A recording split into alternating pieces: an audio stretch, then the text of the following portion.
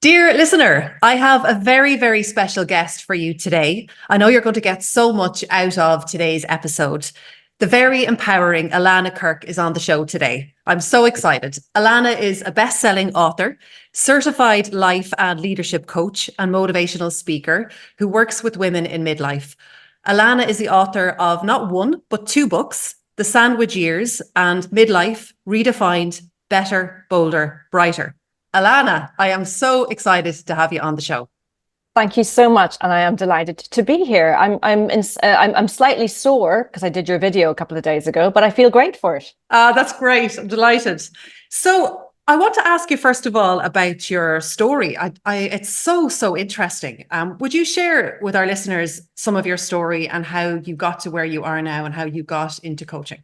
Sure, because my eldest daughter is 18 and she's creating that checklist of success from which she will hang her life. She can't seem to get past 35, but I keep telling her there is a whole life after 35.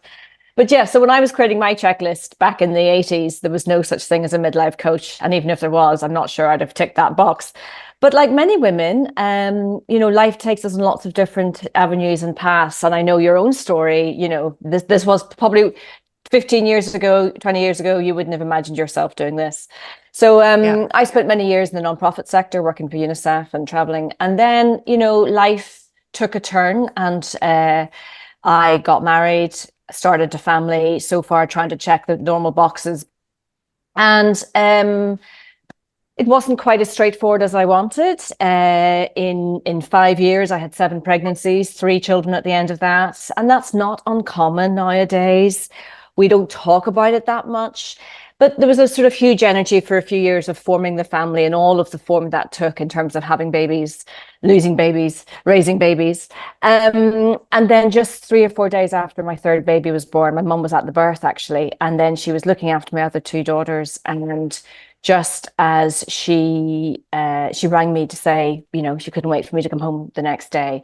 And unfortunately, she had a catastrophic stroke that night and would spend the next 5 years completely bedbound, paralyzed, brain damaged, unable to say my name. And so I was sort of catapulted into the next 5 years of what I call the sandwich years, where sandwiched between care of my mum and my dad looking after my mum and my small children. And again, not unusual. Women are usually giving birth a bit later. Our parents are living longer. And a lot of women are in that multiple care role in midlife. In the midst of all of that, my marriage ended.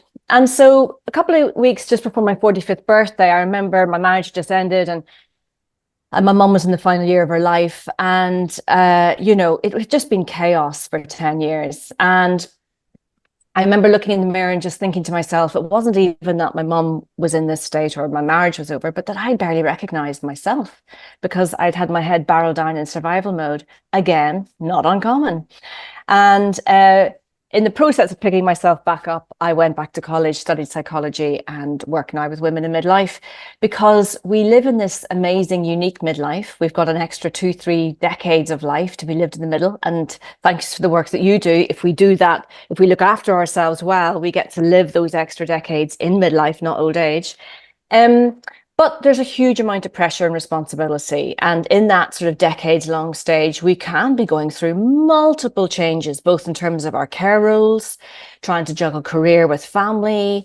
We're also going through everything from fertility, childbirth, raising kids, menopause, perimenopause. Our physiology is changing. It's a hugely difficult and wonderful period of time. And I guess I sit in the space of trying to help women tip the scales, not only to take advantage of this time, because I get to redefine so many aspects of life, marriages, post-marriage relationships, careers, our health, possibility after raising a family. It used to be you were sort of fecked into the corner to knit and desexualized and devalued. And now women are living vibrant lives, going back to college, traveling, doing lots of things. But there's also a lot of that pressure and women can get really disconnected from themselves. We become all about the output and find it very hard to find time for ourselves. And I will deal with a lot of women, both in that exciting phase, but also just overwhelmed. So how do we know, how did you know, how does a person know when they're actually just surviving? Yeah. How? And that's a brilliant, brilliant question, because we can spend a huge period of time in default emergency survival mode and not really understanding that that's where you're in. I certainly did. You're just putting one foot in front of the other. And often it'll be something that maybe shakes you out of it. Or it could be, I've just been speaking at the National Menopause Summit, and something will change dramatically in yourself, and you just know things need to change. And you had that sort of aha moment, I think, as well. Yeah. There'll be lots of ways that it can happen where you just kind of feel either I need something to change, or I am just even though I'm overwhelmed, I'm underwhelmed by what I'm getting back in this life for the amount I'm putting in. And or the sort of realization that life is passing you by, or maybe something like your kids leave home, and you realize, gosh, I haven't filled in a lot of the external around me. I've just been sort of outputting and not feeding inputting. And it is that sense often of, I do a little model where I talk about that overwhelm period where you're not able to respond, you're only reacting, you're in survival mode. You know that if you stop, the house of cards is going to fall. That's a clear sign that, and we'll probably get into this, that you can't, with reason and being reasonable and responsible, to say, I need to go and exercise today. I need to be able to do something for myself, that there's this pressure on you saying, I can't, or I should be doing X, Y, Z. Yeah. And that the noise, and what can happen in overwhelm is that the noise around us is so intense, telling women who we should be, how we should be. And you will know, because you're not living vibrantly. You are surviving. You'll know you're surviving because you can't take your foot off the pedal. And it's not like you're going to spend, it's not realistic for someone like me. I'm 54, I single parent 3 teenage girls. It's not realistic for me to be spending 6 months a year sipping cocktails in Bali. I understand that my life, much as I would like to, I understand that my life is busy, that there's a certain energy and pace to it. I get that. But I also need to understand that if I want to be a decent mother, a decent partner, decent daughter, my dad is sick at the moment, all of those things, I have got to prioritize my strength. I've got to strengthen myself up so I can be all those things, but I've got to do it from a place of strength, not drain. There's a real awakening in that, isn't there? There's a real awareness that you have to confront. I know so many women that are so afraid to just sit still for 10 minutes. And I think it's because of what you're mentioning, that there'll be this realization that all is not well, and that it is just constantly output, and not enough input. I think there's also fear, and I think that's valid. And a lot of the work that I do with women is to help them just sit in that really just uncomfortable space of going, all right, just stop a minute and let all the dust settle and see what, nope, can't do that. Don't want to listen to those noises and voices. No, I'll just keep going with my hair on fire, because if I stop, I don't know what thoughts are going to come up. Who wants to listen to the thoughts of a perimenopausal woman? And often when someone comes to me and they want something to change, they want maybe a marriage or maybe career, or they're just overwhelmed. And I'll say, okay, but here's what I need you to understand. And can you agree to this? And I'm sure, very similar to you. Someone doesn't come to you and go, oh, right, I'm going to go from this body shape to this body shape in a week. I'm going to have to put the work in. So I will say to them, take the pressure off of having to have the answer by Tuesday at 5:00. Okay. Understand that you might have to go through a process now of awakening, of stretching, of looking up and out the door and going, what is it? Who am I now at this age and stage, whatever that is, whether you're 42 or 56 or whatever, and do it regularly. Who am I now at this age and stage?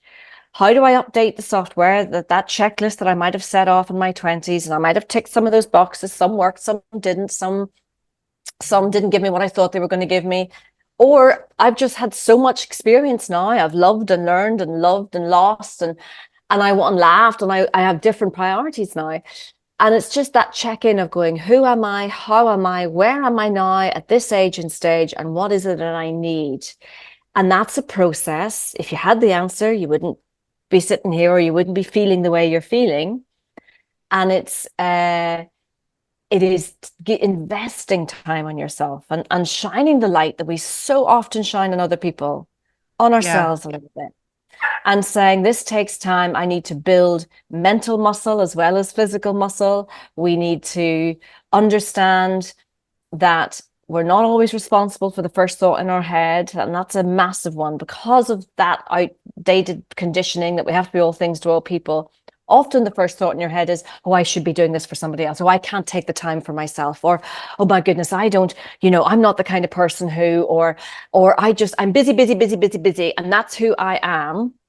And I don't know who I am if I don't carry that busy mantle. So, people might think I'm lazy, or I might have notions, or so I'll just keep that even though it's killing me. Yeah. If not physically, emotionally. And just take the time to process and get to know yourself again. Who am I at this age and stage? What is it I really need and want?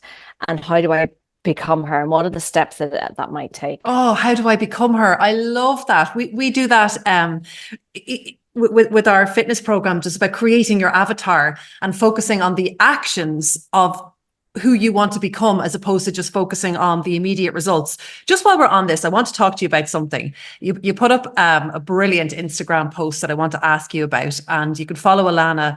Her handle is @midlife_coach. And it was about the triad of Turmoil. yeah, it was so cool. Perfectionism, people pleasing, and imposter syndrome, and you're doing too much. And one of the things you mentioned that I want to ask you about as well is that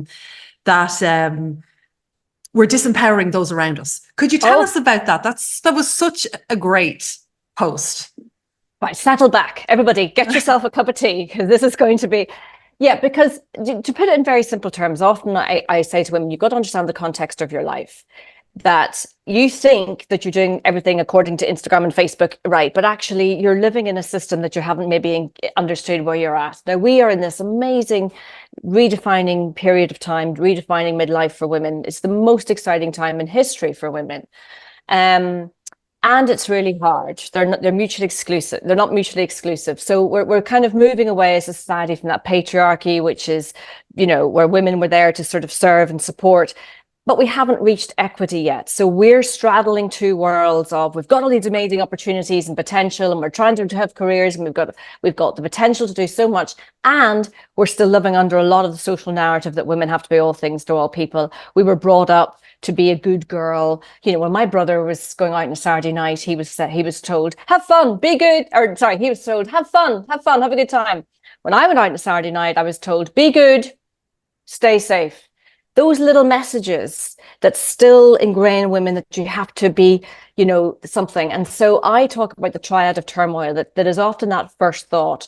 It's people pleasing. We have to please everybody. That's our role. We have to be a good girl. Yeah. Or that imposter syndrome, because there just is not the history of women.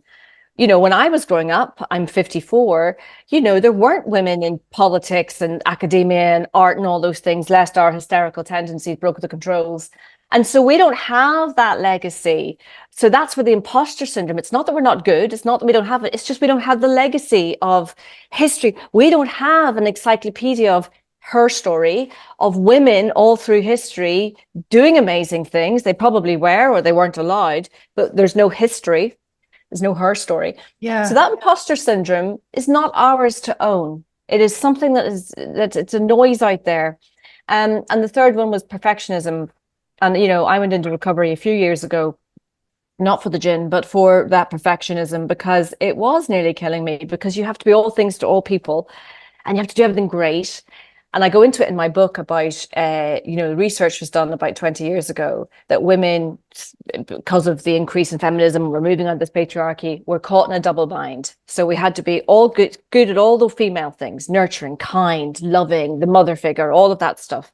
And now we also had to be good at all the male things, ballsy, leader, which is in direct conflict sometimes with that. Yeah. And when the research was revisited 10 years ago, they discovered not only had it not got better, it had got worse. And now women were caught in a triple bind. Good at all the female things, good at all the male things. And now you have to do it while looking absolutely fabulous, according to Instagram. And the pressure is unbelievable. And so when I talk about don't believe the first thought in your head, it is imposter syndrome, it is perfectionism, it is that people pleasing. And the voice that will say, you can't get up and invest time in yourself to exercise or eat healthy food or go back to college or think about whether this marriage is serving you or not, or could you redefine it, or is there equity in this household in terms of the workload. Put that thought aside and think about what is the real thought for myself. And this idea of becoming, when we set that checklist off, we kind of think we're going to arrive. And I think there's a much better energy, and especially women at midlife, if we can understand this. You asked about the awakening, is stop trying to arrive and keep trying to become. And becoming means we're not, there's no ideal weight, there's no ideal place where everyone will get you. You're just constantly evolving and becoming, and your life experiences will change you.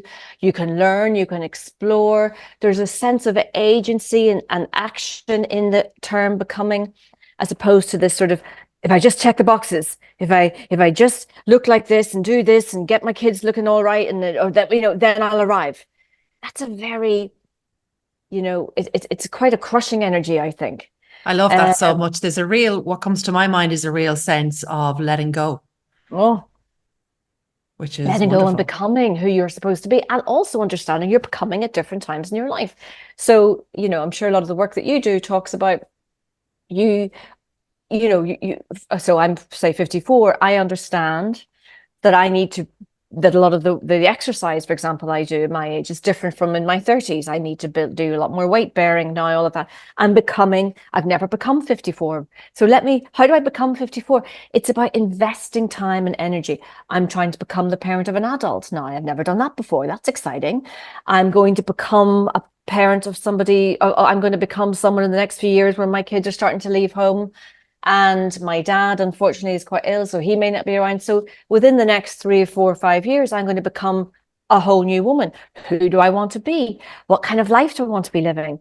And how do I become her now? How do I invest in myself now, whilst also living this life?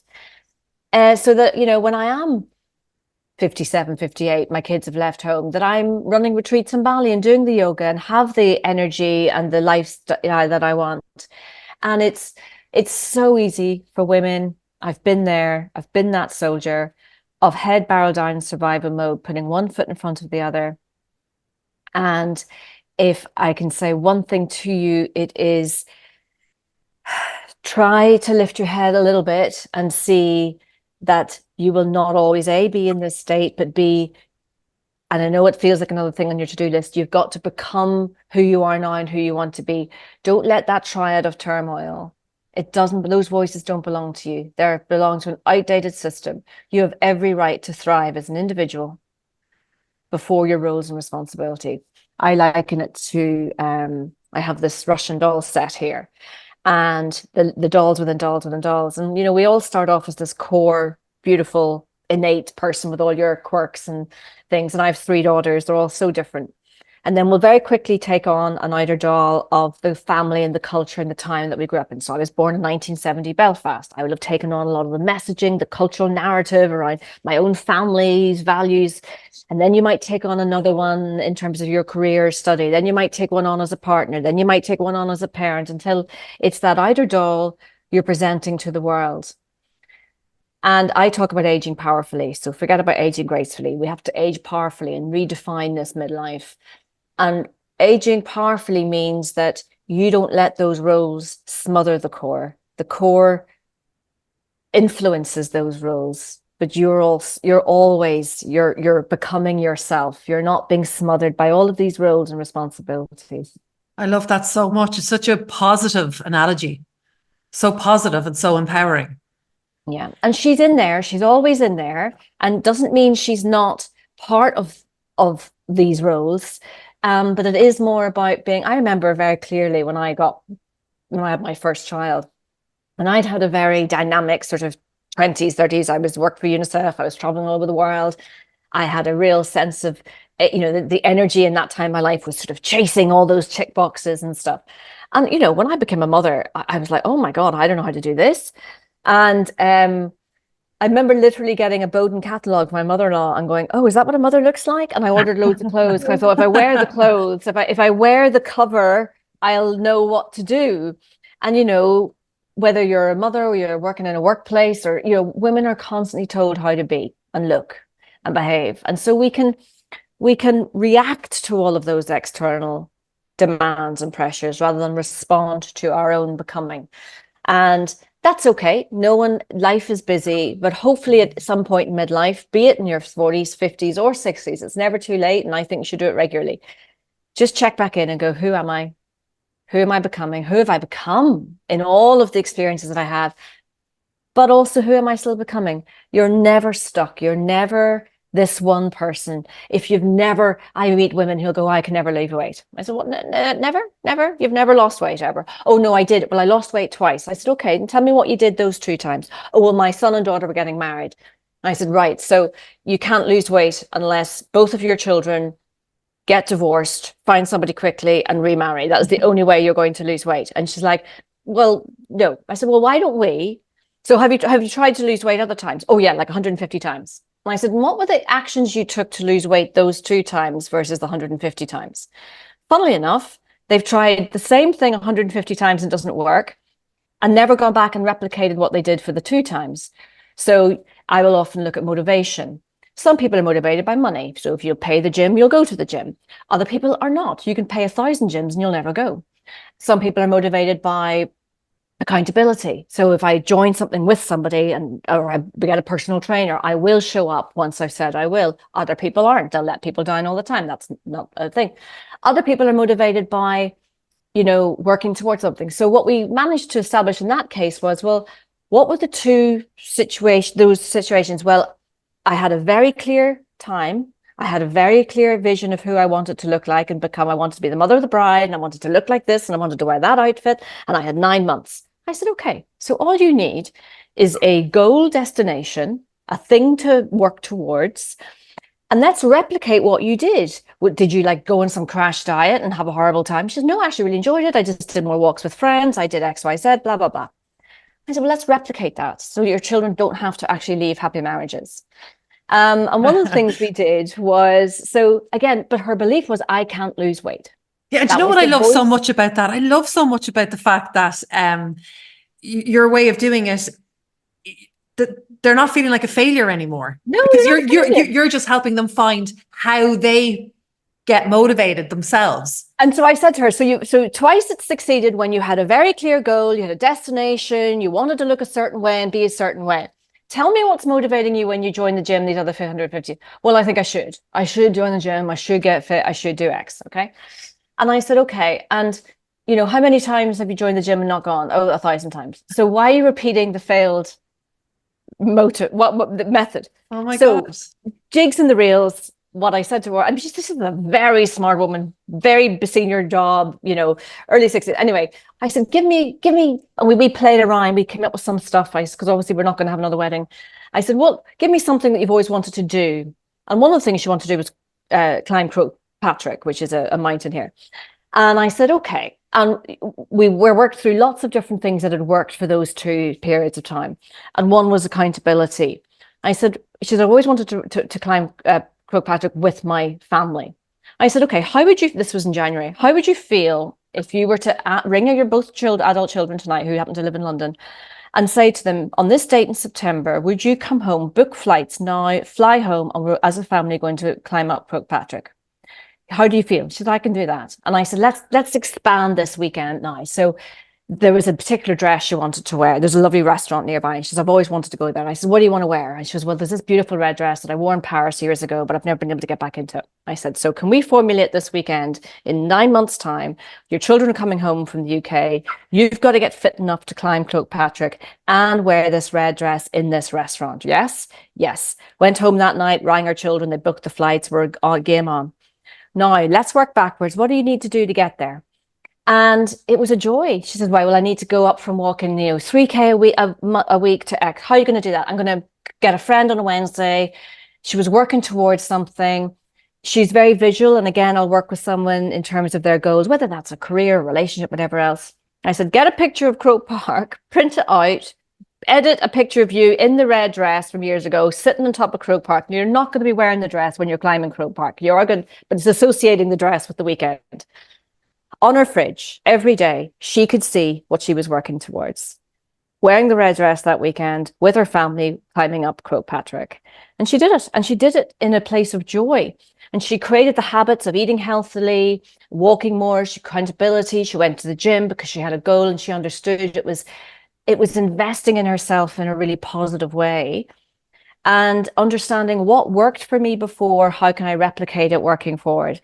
All of that is about aging powerfully. It's about investing in self. It's getting out of overwhelm in this total reaction mode of react, and going, I'm going to be able to respond to some of my own needs and desires. And it's literally, it's not, you don't need a week in Greece in a retreat. You just need to switch on the light that you shine on others, just slightly turn it around on yourself.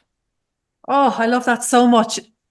I want to ask you about your coaching program in a few moments, but before I do, I want to ask you, if somebody is listening in right now and they are really feeling desperate, that they're at rock bottom and they're not sure what steps to take, what recommendations would you give for them to just initially get out of the hole they're in? So the first thing I would say to you, if you're listening to this and you're feeling that you're at rock bottom, is well done. In the sense that the fact that you know you're at rock bottom, the fact that you've created that bit of awareness, that is step one. You're ready on your way, okay? You're ready on your way. It's the people who don't lift their head. It's the people who just blindly run through. So if you're even at the stage where you go, I don't know how to keep going, you've made a massive decision. Now it's about saying, I matter more in my own midlife. If you can even say those words, I matter more in my own midlife. I'm not taking away the laundry. I'm not taking away the thousands of jobs you still have to do. It's putting you into the mix in whatever way and shape that's going to start looking. Look, I'm a big fan of things like journaling. I'm a big fan of things of just connecting to self, starting to have, even if you understand that the first thought in your head isn't yours, and start having a relationship with yourself. I sometimes hear stuff in my head going, really? That really we're going there? That's really, it's not that I don't have those thoughts anymore. I completely still hear them all of the time. I just know now they're not mostly mine. And there's lots of, it's that first moment of going, I matter. I was on a podcast this week with Sheila Shoiga, and I actually revealed a very personal secret, but actually so many women contacted me afterwards. So I thought, okay, I'm going to admit it now. You know, I used to be like many women, that perfectionism, that imposter syndrome, people-pleasing piece. I was very critical of myself. I'm not good enough. I'm not doing enough. I'm too loud. I'm too quiet. I'm not, everything was, you know. Yeah. And I've reached the stage because I invest in myself. Apologies for the dog. I wake up every morning and the first thing I do before I even open my eyes is I go like this. I rub my arms and I go, good morning, my love. And I say that the most important conversation you have every day is the ones you have first thing in the morning and last thing at night with yourself. Doesn't matter if you're lying in bed with the love of your life or you've got 3 gorgeous kids who are loving you, wait till they're teenagers, and they're giving you hugs. You still need to do that for yourself. So to that woman who's feeling so lost and so overwhelmed, I'm going to say something harsh, but it's true. No one's coming to save you. You're going to have to save yourself. I remember when my marriage ended and I'm sitting here with 3 small children. My mama just died. I did not know some days how I was going to get up and keep going. And no matter how many nights I sat here drinking gin and tonic, Keanu Reeves did not come to save me. I had to figure out how to save myself. And that feels hard because you're already saving everybody else in your life. But when you understand no one else is coming, there's a sense of, okay. And the smallest step, you don't have to just leave. The number of women I work with sometimes, and they think they want to leave their marriage or leave their job, or they're resentful of their kids. And when we do the work to get them out of overwhelm, when we get them to see that they matter, when they start investing in themselves, when they start realizing they're still becoming, they're not stuck in this state. It was never the people, it was the pressure. And that gives you a sense then of saying, I have as much right to thrive as everyone else in this family. I want my children to thrive. I want them to invest in themselves. I want my partner. I have equal right, equal right. And when the first thought in your head says, no, you don't, you're a woman, you're meant to be responsible for everybody else's happiness, you go, oh yeah, not my thought. I have equal right to thrive in this relationship, in this office, in this community, in this family. Oh, I love that so much. I love that so much. It's funny with the thoughts, isn't it? Even just yesterday, I was walking by a mirror and I said something really nasty to myself. And I was walking away and then I said out loud, no, Jessica, we don't do that anymore. And I walked back and I said something nice to the mirror. It felt great Brilliant. doing that. That's the relationship with yourself, 100%. It's not that you don't get, so I say I was talking at the National Menopause Summit a couple of weeks ago. And, you know, the imposter syndrome came over me in the morning. You know, I'm going to be sharing a stage with people with more PhDs and qualifications and loads of doctors and loads of research scientists and me.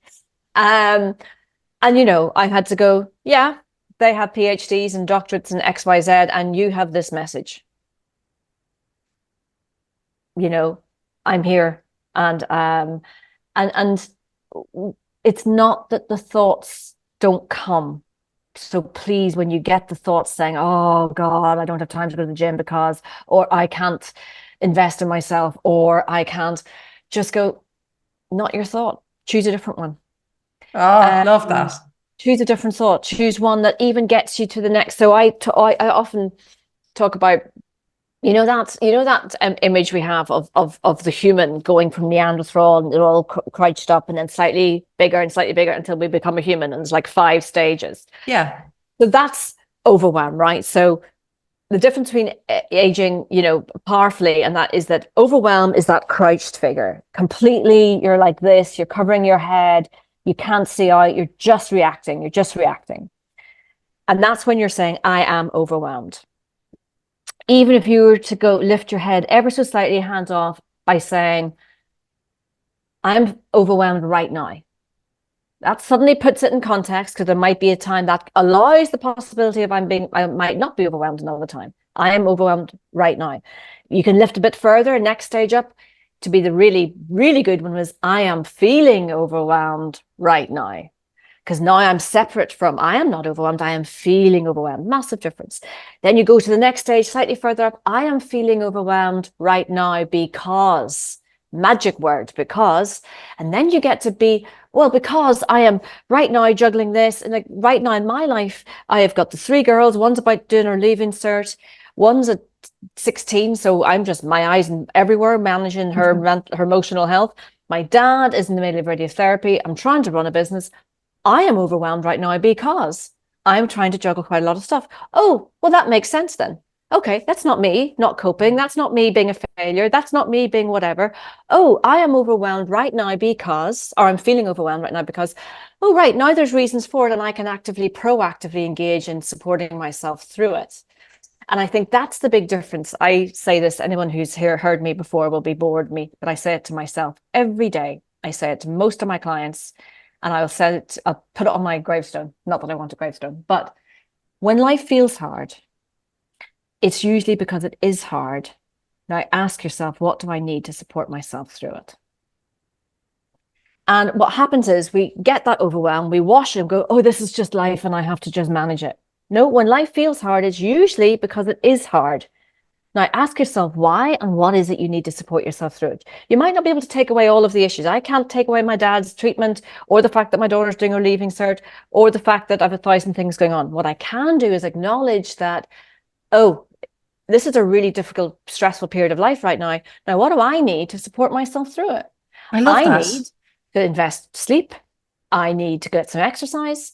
I need to say to my girls sometimes, can you clear up the dinner there? Because I'm going to go for a quick walk after dinner. I just need to clear my head. I need to take agency and ownership of myself. And it's the difference between crouching down, I am overwhelmed, to standing up and going, oh, I'm feeling overwhelmed right now because X, Y, and Z. That makes sense. Now, what do I need to do to get myself through this? Thanks for sharing that, Alana. That's so helpful. I want to ask you, your coaching program sounds really exciting. Somebody's listening now and they want to work with you. Could you share a little bit about your coaching program? So my main one is sort of usually about 12 sessions, and that's only so that we can have a beginning, a middle, and an end for people who, want to see a structure to it. Many of my clients stay on in what I call maintenance. So once a month, they'll come back and just go, oh yeah, remind me of all my mantras and stuff. And I have a very clear pathway. So regardless of whether someone's coming to me because they're overwhelmed, or maybe they're at a crossroads, or maybe they're ghosting themselves, they're not answering their own calls. Or maybe I saw that on your Instagram. I loved that. We didn't get around to talking about that. We ghost ourselves all of the time. Yeah, we ghost ourselves all of the time. I'm not answering my call. And listen, someday you might, if you're not answering your own call, someday you're going to show up at your front door as a monster because, that person needs to be heard.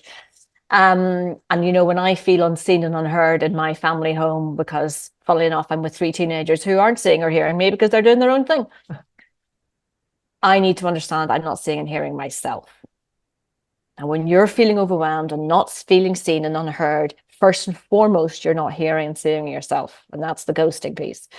Or maybe you're at an exciting new stage. Maybe your kids have left home, or maybe you've come out of a marriage, or maybe you're in a new career stage and you're excited, but you're not quite sure how to navigate. Those tend to be the 4 sort of areas. But whatever those are, there's a sort of process. And the first part is self-discovery. You've got to know yourself. You've got to update the software. Who am I now at this age and stage? How am I? Where am I? Where's the checklist? Has it bloody exploded? Or has I checked them? And actually here I am now with this extended midlife and I've checked all those boxes and ooh, this is exciting. Let's figure out some new boxes or maybe whatever. So the first few sessions are all about really connecting to that sense of self. And I cannot tell you how transformative it is, how empowering it is for women to find that inner core again, to go, oh, hello. Look at you, you're here. You're peeling back a lot of those layers of the Russian doll set. You're not getting rid of them. They're not bad, but you're revealing this again. And you're going, from this place of self-knowledge, then the middle piece is, what do I want next? How do I want my life to feel? So in my book, I talk about in that early stage of life, we'll say things like, what do I want my life to look like? And hopefully at midlife, you'll ask a better question. What do I want my life to feel like? And then that's the part of the process where we'll really get into the nitty gritty of redefining success for your relationships, your career, what you want your life, your health, fitness, all that kind of stuff, whatever is the thing. And then the final part is, backing yourself, understanding what are your self-limiting beliefs, what's holding you back, looking at those motivational things. What does it look like to get from here to here? How are you going to become the person you've just designed in the middle part? And it's a process. And but I say this, and I will say this, hopefully I'm good at what I do, and I have huge faith in the program because so many women have just come away. I haven't solved all of their problems, but I've given them the sense of agency to deal with them. But I still say that actually 70% of the impact is the showing up for yourself. It's the taking the hour every week to say, this is my space. This is my time. This is a neutral space. You're not my partner, my parent, my friend. I'm not worried about what I'm going to say. I can be open and honest. That is 70%, is the turning the light on yourself to go, oh, who am I now? Oh yeah, how did that impact me? What do I really want? Who am I really now? Cheryl Strayed talks about in the early part of life, you ask the question, who am I? Who am I? You're getting into life going, who am I? And at midlife, you ask a much better question, who am I really? And that process, because women are so often over 40, are just so busy, looking after everybody else, responsible for everyone's happiness, output, maybe looking after parents, trying to figure, our big arse is in or out this, I've spent 30 years doing fitness to get a small bum and now big bums are in. I mean, oh my God, it's exhausting, And so it is a really just gorgeous space for you to go, oh, I matter. Who am I? Where am I? How am I? And what do I want to do next? And how am I thriving and becoming? How do I get off emergency mode and get into thrival mode? Sounds What so does that look exciting like? and so amazing to have a coach in your corner with you. I'm going to share how people can contact with you in the show notes. So could you also share how the best place for people to contact you? Sure. So you can follow me on Instagram at Midlife Coach. I'm on my website is themidlifecoach.org. And there's lots of stuff. There's a free download, actually, if you go onto my Instagram and just download the midlife marker, and you never have to see me again. But even that space, that time, it's a little bit of exercises of the non-sweaty kind, where you just think about yourself. Where am I? How am I? You update some software. And even that alone might allow you to go, oh, do you know what? The number of times I work with someone and they come to me and they're like, this is what I'm working towards. And then halfway through they go, I don't even want that. Like, I've wanted that for 20 years because that's what my parents told me I should want, or that's because I thought, what? I don't even want that anymore. And so it's just taking a beat, which is so hard for women in midlife, but take the beat, look at yourself in the mirror kindly and go, how are you? Yeah, you matter. Now, come on, let's keep becoming. Let's see who I can become. I love that. Where's the easiest place for people to get your book, Midlife Redefined, Better, Bolder, Brighter, and The Sandwich Years? So they're on Amazon, so they're in some bookshops, or go onto my website and all the details. Oh, terrific. On your website and as the well. Midlife Redefined is a kind of, it's a self-guided book. It's my own story. It's some of the stories of my clients, but each chapter has a theme and an exercise at the end. So it's bespoke to you and you end up with your own bespoke midlife manual. Oh, At that's the end brilliant. of it, you'll have done a lot of the work and a lot of the exercises, and you'll have a bit of a GPS. You'll have that goal of on the fridge of this is who I'm becoming and who I want to be. Alana, thank you so much for coming on the show. You are one of the most empowering women I have met. Thank you very much. Well, thank you. And thank you for those exercises I did the other day in the kitchen. You're very welcome. My glutes are thriving as a result. Terrific. Have a lovely day. Bye. You too. Thanks, Jessica.